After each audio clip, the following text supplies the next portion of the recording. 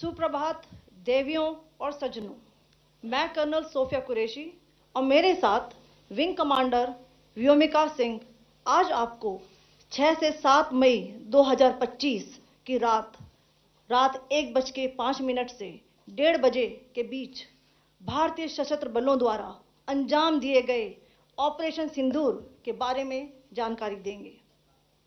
Operation सिंदूर 22 अप्रैल को पहलगाम में हुए विभत्स आतंकवादी हमले के शिकार मासूम नागरिकों व उनके परिवारों को न्याय देने के लिए लॉन्च किया गया था। इस कार्रवाई में 9 टेररिस्ट कैंप्स को टारगेट किया गया और पूरी तरह से इसे बर्बाद किया गया। पाकिस्तान में पिछले 3 दशकों से टेरर इंफ्रास्ट्रक्चर का निर्माण हो रहा है।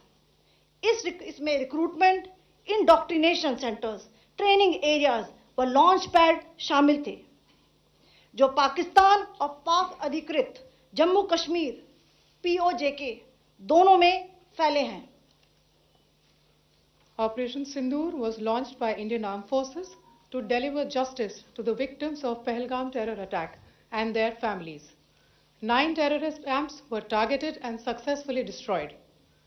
Over the last 3 decades, Pakistan has systematically built terror infrastructure. It is a complex web of recruitment and indoctrination centers, training areas for initial and refresher courses, and launch pads for handlers. These camps are located both in Pakistan as well as Pakistan-occupied Jammu and Kashmir areas. Some of the well-known training camps are located, as you can see on the screen. They are distributed from Savai Nala in the north, counting to approximately 21, ending at Bhagalpur to the south. इन लक्ष्यों का चयन विश्वसनीय intelligence सूचनाओं के आधार पर हुआ ताकि आतंक गतिविधियों की रीढ़ तोड़ी जा सके, और यह खास ध्यान दिया गया कि निर्दोष नागरिकों और सिविलियन इंस्टॉलेशन को नुकसान न पहुंचे। The selection of these targets for Operation Sindoor was based on credible intelligence inputs and role of these facilities in perpetrating the terror activities. The locations were so selected to avoid damage to civilian infrastructures and loss of any civilian lives. This was done with due diligence, and the camps selected for targeting and their engagement will now be shown to you one by one. POJK के target मैं आपको बताना चाहूंगी। सबसे पहले सवाई नाला camp Muzaffarabad, जो कि POJK के लाइन ऑफ कंट्रोल से 30 किलोमीटर दूर है। यह एक लश्कर-ए-तौयबा का ट्रेनिंग सेंटर था। 20 अक्टूबर 2024 सोनमर्ग, 24 अक्टूबर 24 गुलमर्ग, 22 अप्रैल 2025 पहलगाम, इन हमलों के आतंकियों ने यहीं से प्रशिक्षण लिया था। सैयदना बिलाल कैंप मुजफ्फराबाद, यह एक जैश-ए-मोहम्मद का स्टेजिंग एरिया है। यह हथियार, विस्फोटक और जंगल सर्वाइवल ट्रेनिंग का केंद्र भी था। गुलपुर कैंप कोटली, यह LOC से 30 किलोमीटर दूर था। लश्कर-ए-तौयबा का बेस था, जो रजौरी, पुंछ में सक्रिय था। 20 अप्रैल 2023 को पुंछ में और 9 जून 2024 को तीर्थ यात्रियों के बस हमले में यहीं से आतंकी को ट्रेन किया गया था।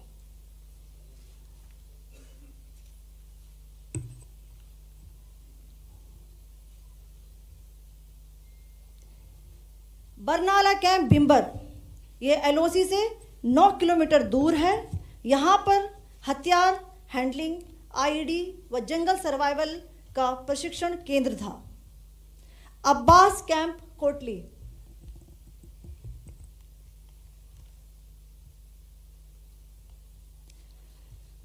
यह LOC से 13 किलोमीटर दूर है। लश्कर-ए-तौयबा का फिदाइन यहाँ तैयार होता था।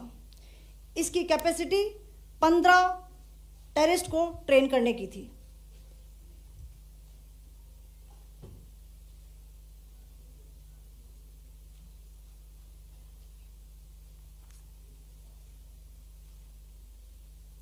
अब मैं पाकिस्तान के अंदर के टारगेट से अवगत कराना चाहूँगी। पहला, सर्जिकल कैंप सियालकोट। यह अंतर्राष्ट्रीय सीमा से 6 किलोमीटर की दूरी पर है, सांबा कठुआ के सामने।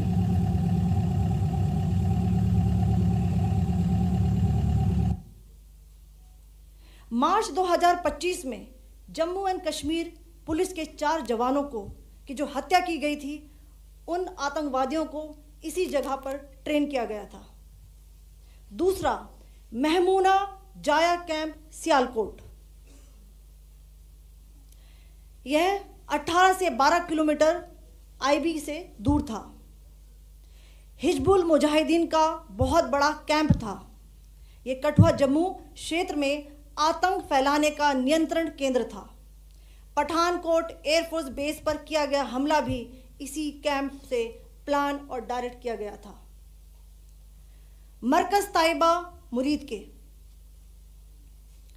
यह आईबी से 18 से 25 किलोमीटर दूरी पर है। 2008 के मुंबई हमले के आतंकी भी यहीं से प्रशिक्षित हुए थे। अजमल कसब व डेविड हेडली भी यहां ट्रेन हुए थे।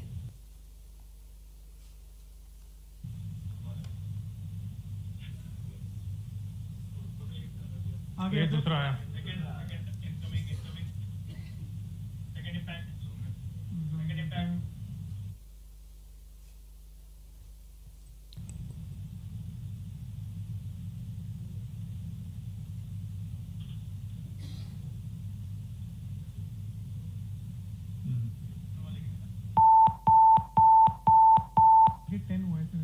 टारगेट 10 हुआ, एंक्लोजर सेम ही है। 7 it is hit the target. हाँ हाँ।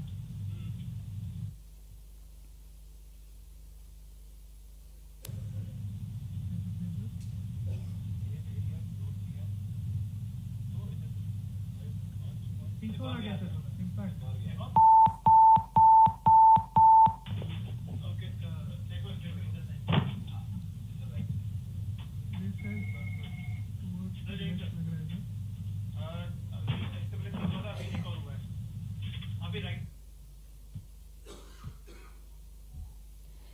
मरकज सुभान अल्लाह भावलपुर, यह इंटरनेशनल बाउंड्री से 100 किलोमीटर दूर है।